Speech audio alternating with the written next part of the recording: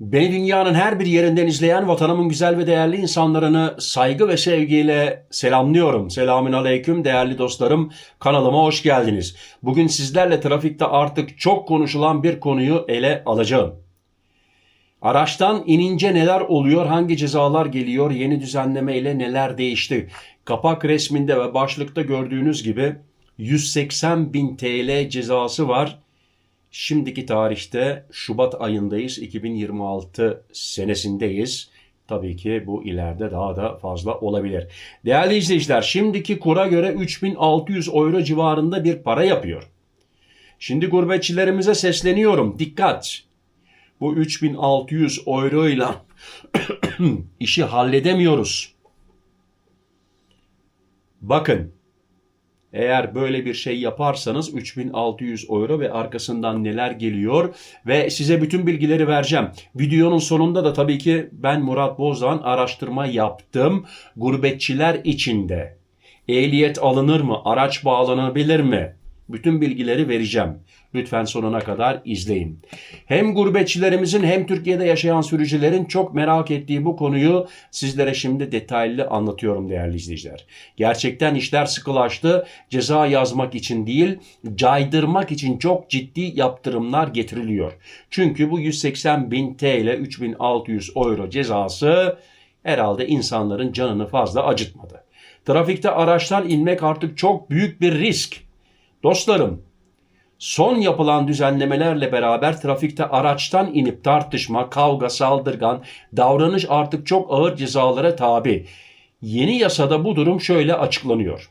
Araçtan inip başka sürücüyü tehdit eden, peşine düşen veya kavgaya girişen herkese 180 bin TL idari para cezası 1. 60 gün ehliyete el koyma 2. 30 gün araçtan trafikten men. Yani 30 gün aracınız bağlanıyor. Gurbetçiler için de bu geçerli mi? Geliyorum. O bilgilere de geliyorum.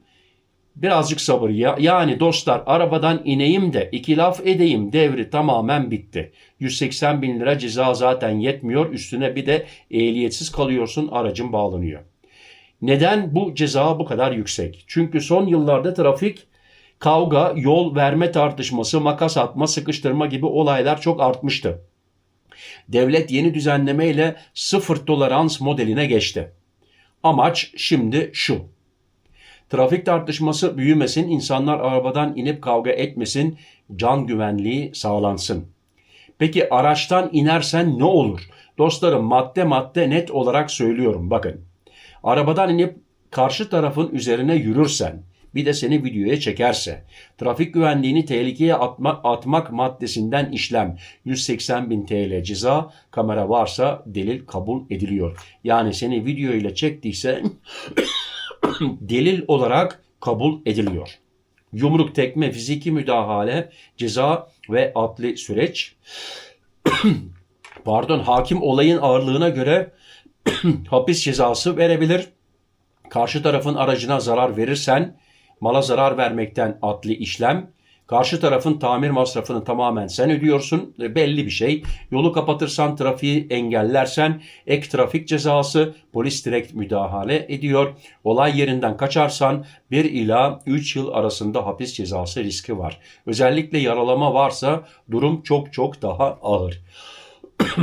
Dostlarım, artık arabadan inmenin maliyeti cidden ağır. Bu yüzden en büyük tavsiye, kavgaya girmeyin, araçtan inmeyin. Peki, öksürük tuttu. Peki başka hangi trafik cezaları artıyor? Kısaca abonelerimize şimdi aktarıyorum değerli izleyiciler. Kırmızı ışıkta geçmek 1506 TL. Aynı yıl 3 kez tekrarlarsan 30 gün ehliyete el koyma. Seyir halindeyken telefon kullanmak 5000 TL yeni yasayla arttı. Değerli izleyiciler, bu ehliyete el koyma, bakın, araç bağlama gurbetçiler için de geçerli mi? Geleceğim ona. Makas atmak 46 bin TL ceza. Araç 60 gün bağlanıyor, ehliyet geçici süreyle alınıyor. Yani otobanda giderken gurbetçiysen, sen de makas atarsan araç bağlanıyor. Daha detaylı hemen geliyorum. Aşırı gürültü çıkarmak, egzoz müzik 16 bin TL ceza. Plaka kuralı ihlalleri, plakanın okunmaması, Kapalı olması farklı font kullanımı 20.000 TL'den başlayan cezalar. Aşırı hız yapmak.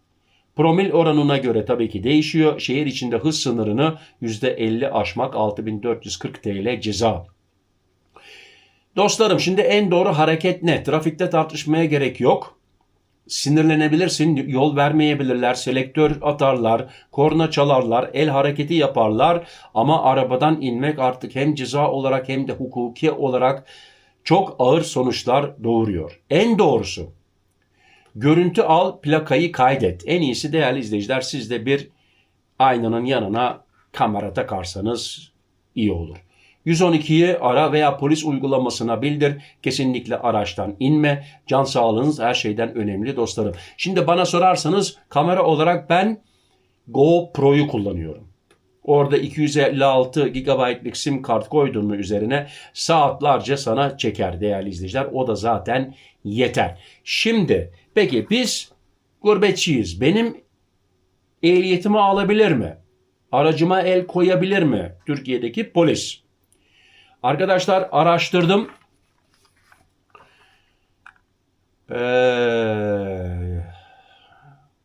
Ceza ehliyet alınıyor mu? Araç bağlanıyor mu? Şu an ulaşabildiğim bilgilere göre trafik cezası her sürücü gibi gurbetçiler de trafik kuralına ihlal ederse aynı cezaya tabidir. Yabancı olup olmaman fark etmez. Ehliyete el konulması eğer trafik kuralını ağır şekilde ihlal edersen örneğin yeni düzenleme ile arabadan inip kavga gibi polis ehliyete el koyabilir veya ehliyetin geçersiz sayılabilir. Bu durum yabancı ehliyette sahip sürücüler için de geçerli olabilir. Unutmayın izindeyiz. Yani 1 ay 2 ay senin ehliyetine el koyduğu zaman sen kendi arabanla olduğun yerden sınır kapısına bile gidemezsin. Birisini bulman lazım. Araç bağlanması, trafiği tehlikeye atan, kamu güvenliği riski yaratan durumlarda aracın trafikten men edilmesi polisin yetkisindedir. Bu uygulama yabancı plakalı araçlar için de geçerli olabilir. Eğer yasada belirtilen suçlara giriliyorsa ayrıca Türkiye'den çıkarken cezası ödenmemiş araçların çıkışına izni verilmiyor. Biliyorsunuz bu yüzden ödenmemiş cezaların tamamlanması sınır kapısında gerekiyor. Ama bu konuda iyi haberim var. Nakit paranız yoksa kredi kartı da alıyorlar. Yok şaka bir tarafa değerli izleyiciler ceza ödenmesi lazım. Bakın ceza bir tarafı o para cezası bir tarafa biz gurbetçiler tatildeyken düşünebiliyor musunuz? Ehliyetinizi alırlarsa elinizden aracınızı da alıp bağlarlarsa tatil öldü. Çünkü o araç bir yere çekiliyor. Sen ondan sonra geri dönmen lazım. Başkası senin arabandan sınır kapısına kadar gitmesi lazım. Ehliyetin yok elinde. 60 gün belki bağladı. Yani düşünebiliyorsunuz mu? Sonra Bulgaristan'dan sonra kullanabilirsin. Türkiye için geçerli senin ehliyetini almak ama ehliyet yok elinde. Yani iş uzuyor da uzuyor ondan sonra. Dikkat. Yani sonunda avukat tut, ehliyetini geri almak için bayağı bir mücadele edebilirsin. Tabii alabilirsen. Yani değerli izleyiciler en iyisi kurallara uymak, arabadan inmemek ve biraz evvel dediğim gibi bir kamera takın.